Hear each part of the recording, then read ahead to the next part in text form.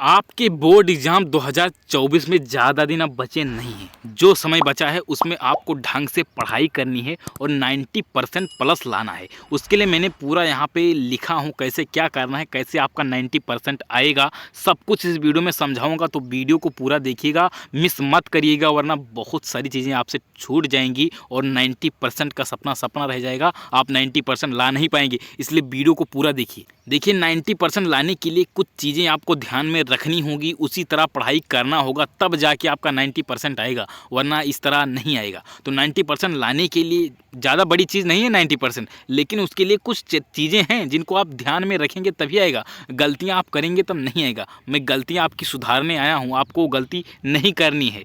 तो आइए सबसे पहले समझते हैं कि आपके लिए अभी कितना टाइम है पढ़ने के लिए, जिससे आप अपना सिलेबस कवर कर सकते हैं। कुछ लोग ऐसे होंगे अभी सिलेबस छुए तक नहीं होंगे, उनके लिए भी वीडियो बनाऊंगा, लेकिन अभी थोड़ा टाइम लगेगा, उसके बाद आएगा वीडियो। लेकिन जिन लोगों की तैयारी चल रही है, कुछ चीज़ें पढ़ लिए हैं, आधा मान लीजिए आधा 4 चैप्टर है तो 4 में 2 चैप्टर निपटा दिए हैं, उन लोगों के लिए ये वीडियो बेहद परफेक्ट वीडियो है। वो लोग इस वीडियो को पूरा देखेंगे तो उनको समझ में आ जाएगा। देखिए, नवंबर में अब 15 दिन बचा है। नवंबर में आप 15 दिन पढ़ सकते हो, इससे ज़्यादा आप नवंबर में आप नहीं पढ़ सकते हो। बात रही दिसंबर की, तो दिसंबर में 31 दिन होता है, लेकिन 31 दिन में आप 25 दिन मान लीजिए पढ़ेंगे। 6 दिन आपके लिए मैंने निकाल दिया कि मान लीजिए 6 दिन इधर उधर में चला गया, आपका 6 दिन बर्बाद हो गया, लेकिन कम से कम आपको 25 दिन पढ़ना है। 31 दिन में कम से कम आपको 25 दिन पढ़ना है। उसके बाद में जनवरी की बात करें तो जनवरी में भी 31 दिन होता है, तो 31 दिन में उसमें भी आपको 25 दिन कम से कम पढ़ना है। ओवरऑल हर महीने आपको 25 दिन पढ़ना ही पढ़ना है। हर महीने कितने दिन पढ़ना है? 25 दिन आपको पढ़ना है। 6 दिन मैंने निकाल दिया है, 5 से 6 दिन हर महीने इधर उधर में चला जाता है। मैं भी समझता हूँ कुछ प्रॉब्लम्स आ जाती हैं, उस वजह से इधर उधर हो जाता है, लेकिन आपको 25 दिन से कम नहीं पढ़ना चाहिए। हर महीने आपका टारगेट होना चाहिए कि आपको कम से कम 25 दिन पढ़ना ही पढ़ना है। इस तरह आप करेंगे तो आपके लिए बहुत ही फ़ायदा होगा, वरना बहुत घाटे में सौदा हो जाएगा।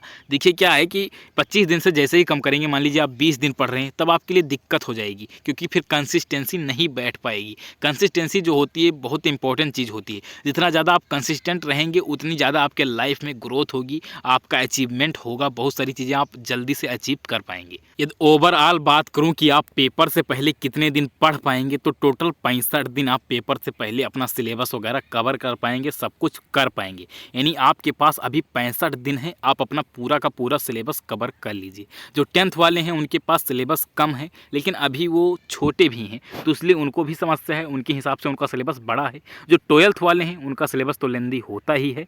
यानी यदि आप अपना सिलेबस कवर करना चाहते हैं तो उसके लिए आपके पास अभी 65 दिन है। 65 दिन है। कुछ लोग का क्या है, मान लीजिए 14 चैप्टर है, तो 14 में उन्होंने 7 चैप्टर कर रखा है, तो उनके लिए अभी कितना चैप्टर बचा है? 7 चैप्टर। तो 7 चैप्टर भैया 65 दिन में आसानी से वो कवर कर लेंगे। तो 7 चैप्टर आपको आसानी से 65 दिन में कवर कर लेना है। यानी कुल मिला के बात ये है कि ये जो 65 दिन बचे हुए हैं, इन 65 दिन में आपको ढंग से अपना पूरा सिलेबस कवर कर लेना है। और देखिए, ऐसा नहीं है कि सीधा सिलेबस कवर करने के पीछे भाग गए, आज पहला चैप्टर पढ़ रहे हो, कल दूसरा चैप्टर पढ़ रहे हो, इस तरह पढ़ते भाग रहे हो, रिवीजन नहीं कर रहे हो। साथ साथ में आपको रिवाइज करते चलना है। रिवीजन बहुत इंपॉर्टेंट है। जब तक आप रिवाइज कर नहीं रहे हैं, तब तक आपके पढ़ने से कोई फ़ायदा ही नहीं है। क्योंकि देखिए, मान लीजिए आज कोई आप टॉपिक पढ़ रहे हो, आज कोई आपने टॉपिक पढ़ा, उसको 31 दिन बाद यानी करीबन 1 महीने बाद उस टॉपिक को पलटेंगे, आप देखने की कोशिश करेंगे, तो आपको समझ में ऐसा आएगा कि इसको मैंने कभी पढ़ा ही नहीं है। आप यानी पूरा पूरा भूल जाएंगे। इसलिए रिवीजन बहुत इंपॉर्टेंट है। जो चीज़ें आज पढ़ रहे हैं, मान लीजिए आज 15 तारीख है, 15 नवंबर है, तो आज आप जो भी चीज़ पढ़ रहे हैं उसको नेक्स्ट मॉर्निंग यानी 16 नवंबर की सुबह 5-6 बजे आप उठा करिए। पर डे 5-5 बजे उठ जाया करिए और 1-2 घंटे रिवीजन वाला काम रखा करिए। 15 नवंबर को जितनी चीज़ें आप पढ़ें, 16 नवंबर की सुबह 1-2 घंटे के अंदर आपको उसको पूरा रिवाइज कर लेना है। इसी तरह 16 नवंबर को जो चीज़ पढ़ेंगे आप, उसको 17 नवंबर की सुबह 1-2 घंटे के अंदर सब कुछ रिवाइज कर लेना है। इस तरह आपको रिवीजन करते चलना है। और सुबह रिवाइज करने को इसलिए कह रहा हूँ क्योंकि सुबह जल्दी याद होता है। मैंने ऐसा फील किया है और आप भी इसको फील कर सकते हो। पर डे आप 5 बजे उठिए, 5 बजे से लेकर 7 बजे तक पढ़ के देखिए, रिवाइज करके देखिए, आपको बहुत जल्दी याद होता है। कारण क्या होता है? कारण ये होता है कि आप रात भर सोए रहते हैं। मान लीजिए आपने 6-7 घंटे सो लिया, 6-7 घंटे सोने के बाद आपका जो माइंड है वो रिलैक्स हो जाता है। रिलैक्स हो जाता है यानी कि बहुत अच्छा फील हो जाता है आपके माइंड को। उसके बाद जो भी चीज़ आप पढ़ेंगे वो आपके माइंड में आसानी से घुस जाएंगी, आप उसको आसानी से याद कर पाएंगी। तो इसलिए आपको सुबह रिवाइज करना चाहिए। अब बात रही कि जनवरी तक आपने बता दिया, यानी जनवरी तक मैंने आपको बता दिया पूरा तरीका कि 25-25 दिन किस तरह आपसे पढ़ना है, 65 दिन किस तरह आपको निकालना है, सब कुछ बता दिया। बात रही फरवरी की। देखिए फरवरी में आपका पेपर चलेगा, 15 फरवरी के बाद पेपर जाके होगा, यानी 18 फरवरी से होगा, 16 या 18 फरवरी से आपका पेपर स्टार्ट हो जाएगा, यानी 15 फरवरी के बाद आपका पेपर स्टार्ट हो जाएगा। यानी फरवरी में पढ़ने का टाइम कितना मिलेगा? 15 दिन। 15 दिन आप फरवरी में पढ़ पाएंगे। अब इस 15 दिन में आपको क्या करना है? फरवरी में रिवीजन करना है, जितना आपने पढ़ा है सब कुछ आपको रिवाइज करना है। एक जैसे आपने चैप्टर 1 से शुरू करना है और लास्ट चैप्टर जो है वहाँ तक रिवाइज करना है, यानी आपने टोटल जितना पढ़ा है उसको रिवाइज करना है। इसमें इस बीच में आपको नया चैप्टर पढ़ने की ज़रूरत नहीं है, जितना आप पढ़ रखे हैं उसको रिवाइज करेंगे। और मैं तो यही मानता हूँ कि आपके पास अभी 65 दिन है, 65 दिन में यदि आप चाहेंगे तो पूरा सिलेबस खत्म कर देंगे, और पूरा सिलेबस खत्म कर देंगे तो आप 15 दिन के अंदर पूरा सिलेबस रिवाइज कर देंगे। रिवाइज कर लेना है। फरवरी में आपको 15 दिन मिलेगा रिवीजन के लिए, 15 दिन आपको दिन रात लग के आपको रिवाइज कर लेना है। उसके बाद में मॉडल पेपर साथ में सॉल्व करते चलना है।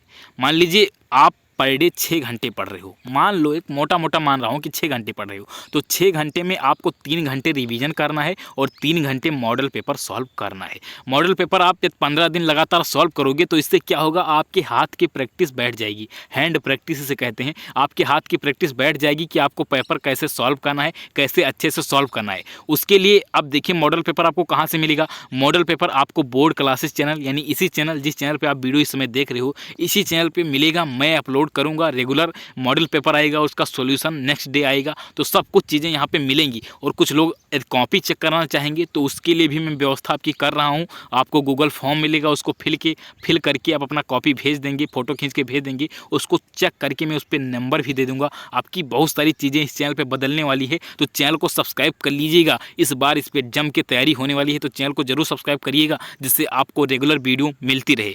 और देखिए मॉडल पेपर आपको ढंग से सॉल्व कर लेना है। मॉडल पेपर सॉल्व करने से ये भी होता है कि आपको पता लग जाता है कि आप कितना जानकार हैं, कितना आप जान रहे हैं। मॉडल पेपर को कैसे सॉल्व करना है? एकदम ये मान के सॉल्व करना है कि आप एग्जाम हॉल में बैठे हो, एग्जाम दे रहे हो। ऐसा नहीं है कि एक क्वेश्चन मान लो अटक रहे हो, मान लीजिए ओम का ला पूछ लिया गया, ओम का नियम बताना है आपको, पूछा गया है कि ओम का नियम लिखो, तो आप उसमें भूल रहे हो तो सोच रहे हो लाओ साथ में बुक पलट लेता हूँ, देख लेता हूँ आंसर क्या है। इस तरह नहीं करना है। पहले आपको पूरा, जैसे मान लीजिए आप पेपर में बैठे हो, पेपर की तरह एकदम पेपर देना है। ऐसे नहीं देना है कि घर पे बैठा हूँ मॉडल पेपर सॉल्व कर रहा हूँ, कोई बात नहीं, इस तरह नहीं करना है। आपको पेपर की तरह ही पेपर देना है, जिससे आपको समझ में आए कि आपके अंदर कितना दम है।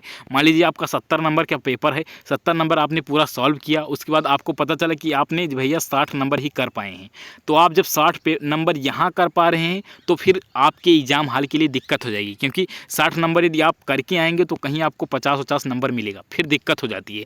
इसीलिए आप मॉडल पेपर सॉल्व करेंगे तो आपको पता चलेगा कि आप कितना नंबर कर सकते हैं, कितना नंबर वहाँ कर पाएंगे। जिससे मान लीजिए आपने 70 का टारगेट बनाया है कि आपको 70 में 70 करना है, और मॉडल पेपर सॉल्व करते वक्त आप केवल 60 नंबर कर पा रहे हैं, तब आपको समझ में आ जाएगा कि आपके अंदर और प्रैक्टिस की ज़रूरत है, रिवीजन की ज़रूरत है, और आप ढंग से रिवीजन करेंगे तब जाके 70 में 70 अचीव होगा। इस तरह नहीं होता है कि आप डायरेक्ट पेपर देके चले आएंगे, वहाँ डायरेक्ट आपको 70 मिल जाएगा, इस तरह नहीं होता है। मॉडल पेपर आप जब 10-15 मॉडल पेपर दे देंगे तो आपको एकदम अंदर से परफेक्ट हो जाएंगे, आप पूरा परफेक्ट हो जाएंगे और अच्छे से वहाँ लिख पाएंगे, लिखने का तरीका भी आप समझ जाएंगे। सब कुछ चीज़ इस चैनल पर अपलोड होगा, तो चैनल को ज़रूर सब्सक्राइब कीजिएगा।